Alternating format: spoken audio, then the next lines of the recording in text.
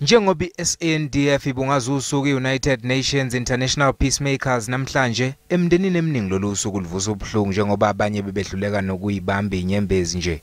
It's painful, but then we appreciate what the army is doing for us by honoring our loved ones, and with that we feel also honored by coming here each and every year to celebrate and to come to the ceremony and to the event. I-SANDF isiqhamuke nezinye indlela zokuthuthukisa ukusebenza kwalombutho. We have come up now with a review to say how do we go forward if the budget remains where it is.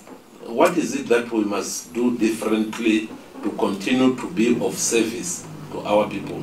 I-SANDF izosebenzisana nekhomishana ephenya ngodaba lomkhumbi iLady.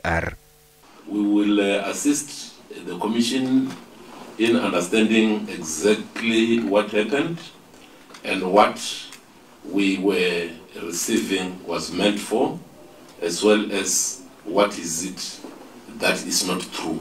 UMengameli uCyril Ramaphosa unikeza ithimba elizophenya mayelana nalolu daba amasonto ayisithupha ukuthi liphothule uphenyo.